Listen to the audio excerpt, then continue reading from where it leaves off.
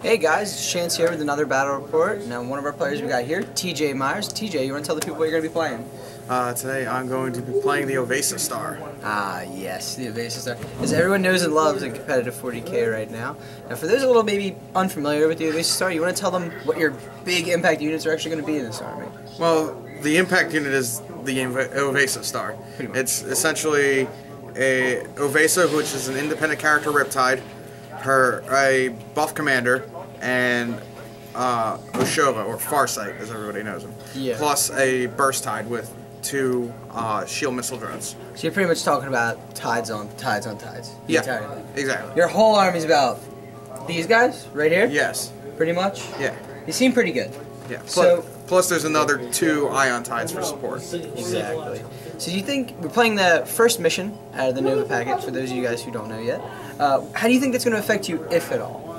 I mean, it really doesn't affect the Ovessa Star at all. The Ovessa Star is a very good all-comers Death Star list that it really doesn't have too bad of a matchup. I'm probably playing the worst matchup it has today. Yeah. And overall, it's still not too terrible. You have your basic, we're going to have 5 objectives on the field, that sort of thing. Mm-hmm. Nothing out of the ordinary, guys.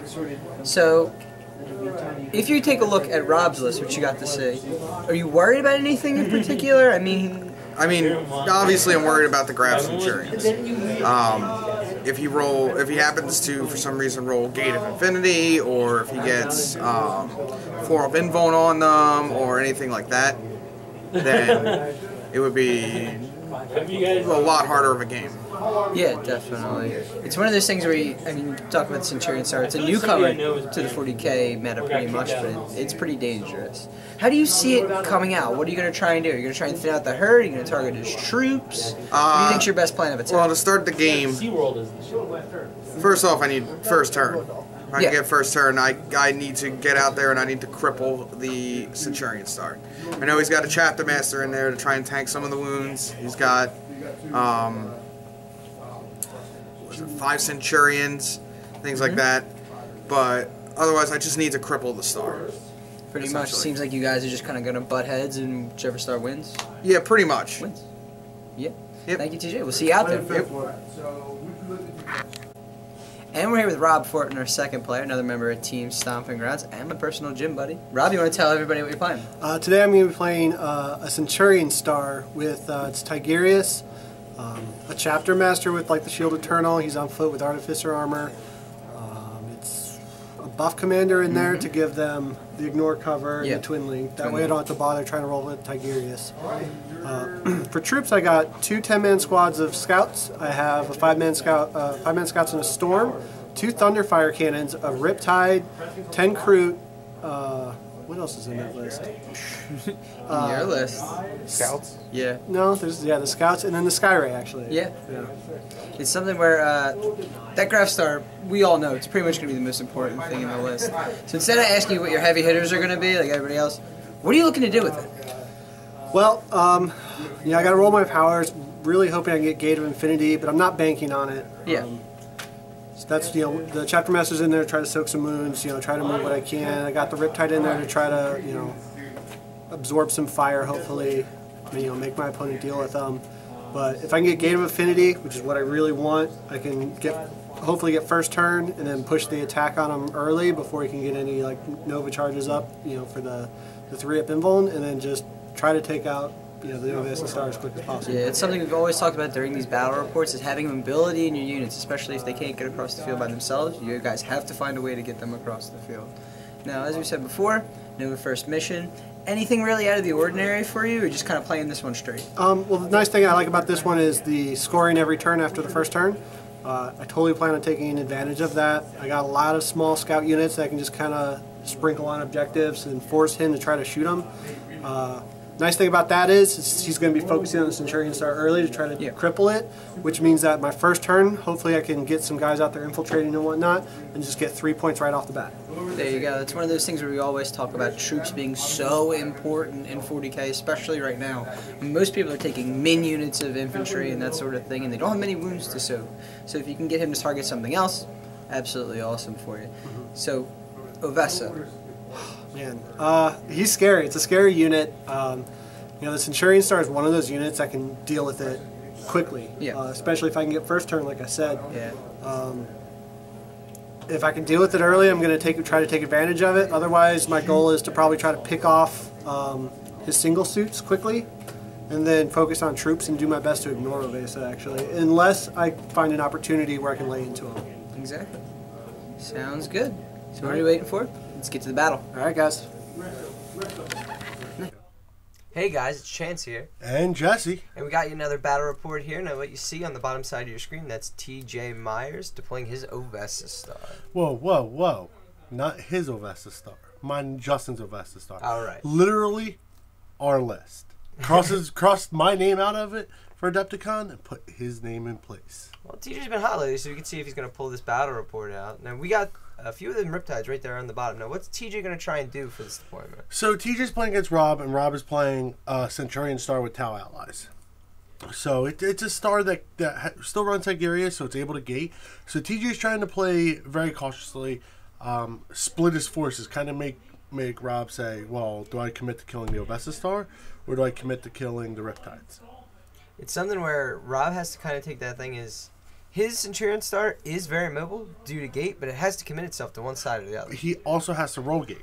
Exactly. Which he did. It was his first roll was gate, but nonetheless, brings in that much more mobility coming into the matchup. We always talk about the idea of getting around, getting to key units, getting into combat, that sort of thing as well. Yeah. So Rob's list is a little riskier. It's kind of designed to kind of go against all comers. So it's not super gate heavy. It's more about being a reliable, useful list. So that's pretty good. However, if you're going up against a matchup like Ovessa Star, where you can bring overwhelming firepower, and you don't have gate, you're going to be too slow in order to get your firepower out there. So an Ovessa Star player is not that afraid of a non-gating star. However, gate is scary because it gets around Ovessa, not on turn one.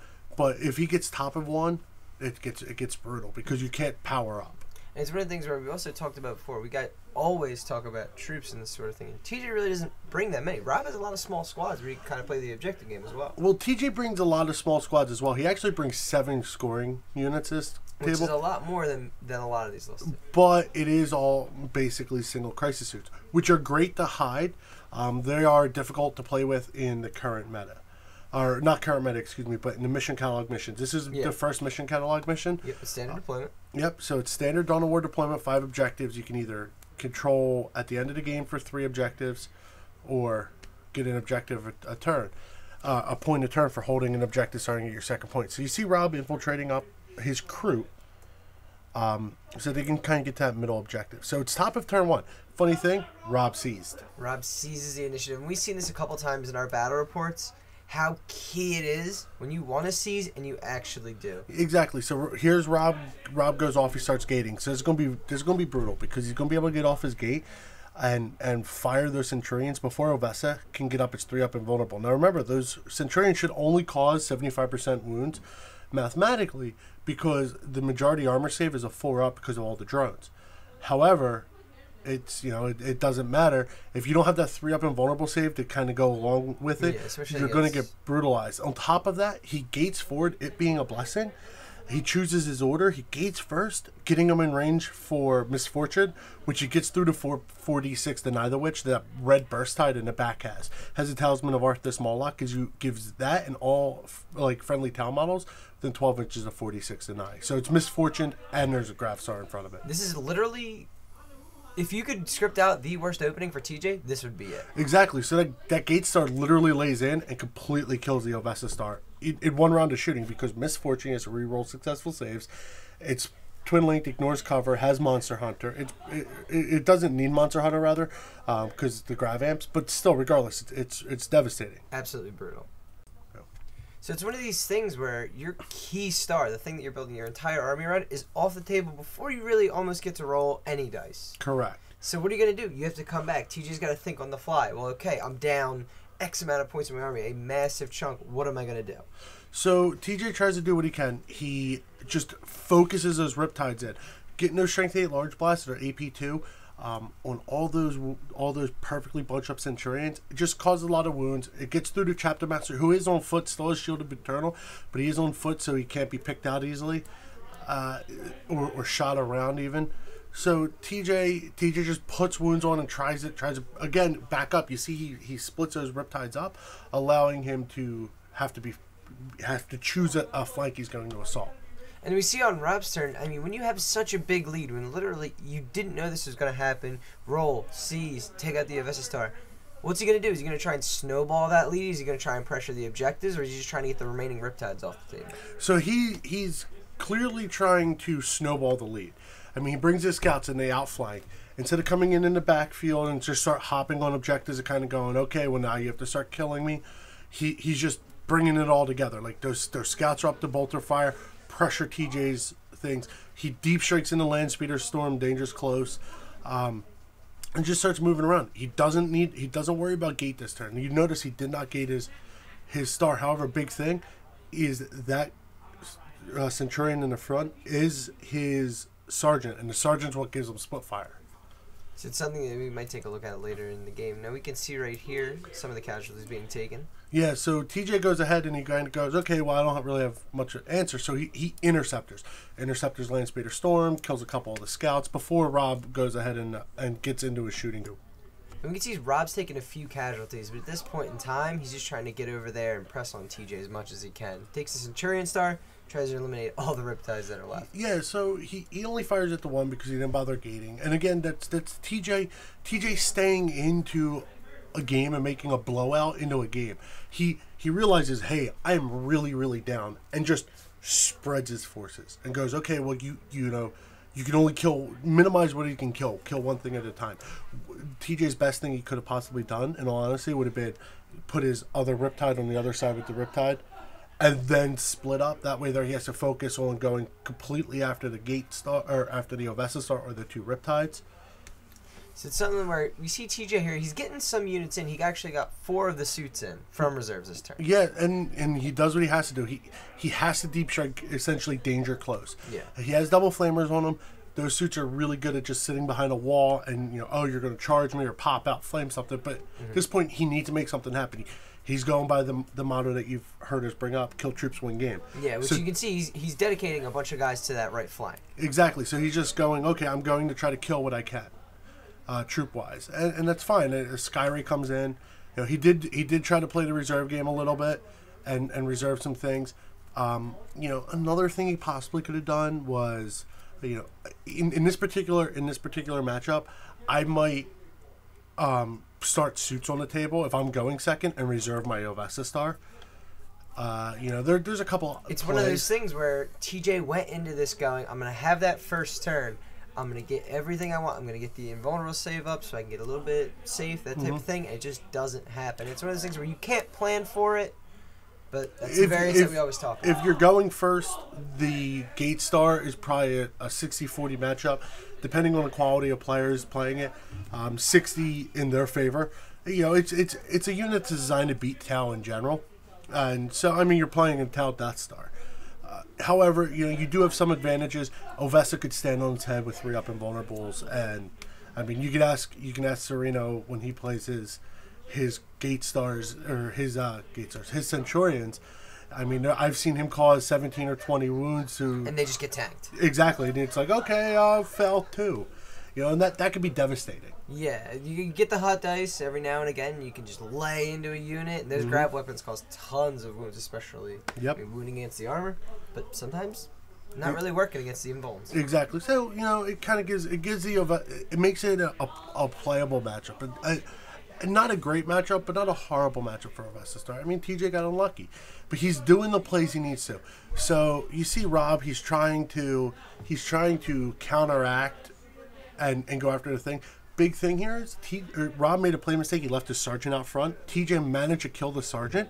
So now he doesn't get split fire. And that means that Gate Star is now only killing 1 unit a turn, and that means he's having to dedicate 3 or 4 Centurions, however many he has left, plus Chapter Master and all, into like a single crisis suit here. You know, the 3-man crisis suit unit he takes out. But I mean, TJ's playing a smart, tight game, trying to really pull it back. You see Rob, remember, he brought in 2 5-man scout squads, and that 1 crisis suit's still just chilling. He you know, intercepted a couple of them. He flamed them. He basically cleared a hole with interceptor, and then he dropped his crisis suit in there, And then flamed guys, and now they're those scouts, they don't. If They're you're not rolling 3 up rugged. saves, if you're rolling 3 up saves, you're not doing anything. He has another crisis suit that's just going to go after those Kroot that infiltrated to the middle of the board. So TJ's literally playing kill troops win game. Exactly. It's one of those things where TJ can afford to get a little ballsy here. Drop right in. He's behind. He has to make something. He has to make something work. So he's basically trying to win by grabbing 1 or 2 objectives. And it might throw your opponent off if your opponent thinks Rob's like, well, all I have to do is mop this game up. That's all I have to do. I have to go over there, make sure I get my max 9 points, that sort of thing. And you see TJ coming right into your face, trying to take out things like Thunderfires in the back, things like taking out your troops, pressuring your objective as opposed to his. It can throw you off. It's very important to never give up a game that you think is lost. Like, oh, I've had a terrible turn 1. I can't believe I got seized on one. I'm going to concede. It's never worth it. Now, we see something here. TJ's actually being super annoying with those crisis suits. And we talk about how many points are the crisis suits just about? The single crisis suits range anywhere from like 28 to 33 points, depending on how TJ has them kitted. And a single Centurion is 80 points because it has the grab cannons. Exactly. So it's one of those things where if you can force your opponent to take something that's a huge point sink in their army and dedicate to killing 1 unit a turn that's worth 30 points, especially when you've already... It's gotten in, it's already done its points and wounds to Rob's infantry, and it's already forced him to kind of react. TJ's playing the aggressor in a matchup where he has almost no reason to be in the game. Correct. So you hit the nail on the head. I mean, it's brutal. It's a brutal mismatch in points. I mean, he lost his Death Star, but he's essentially taking Rob's out of the game as well by forcing it to kill a 30-point, and he's just feeding it a crisis suit or a thing. And just enough to kind of keep going. While Rob realizes how annoying TJ's being with his troops. He realizes, oh crap, he's killing all of my troops, and he's reacting. Now, obviously, he has more to react with, but regardless, I mean, it's forcing Rob to react. Other than Rob was in cleanup mode, and he's not anymore. So one of the things here, where we're not going to lie to you guys, TJ's in a really bad way in this mission, but the problem is he clawed himself back in. Exactly. I mean, Rob went into cleanup mode, which is very good. The problem is by being in that mode, and I've been there tons of times, and games get unnecessarily close. I lose to the Franz on a regular basis because I'll pull so far ahead I think I can't lose, and the problem is you're 1 or 2 strings of bad dice away. You can have a poor hit shooting phase with those last 2 Centurions. He doesn't. I mean, he puts a couple whole points on the Sky Ray and all that. But, here he goes with the Thunderfire killing off the crew. But, I mean, those 2 things don't happen, let's say. He misses those shots into the Sky Ray. Exactly. Or say the Thunderfire wickedly goes wrong. Exactly. The Thunderfire scatters off. The Sky Ray not so much, but the Thunderfire. Rob doesn't really have much left in troops.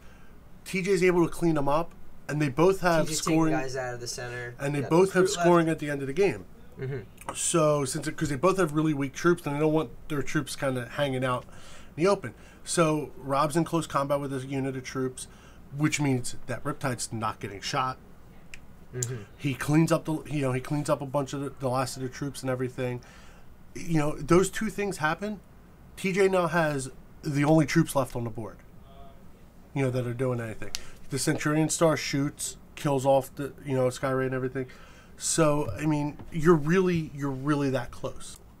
And here's the idea: we see Rob, the classic opportunity when you have the shot to put the boot right on the throat of the enemy, you take it. But also, we learn from TJ, if you can make it work, and play the game out.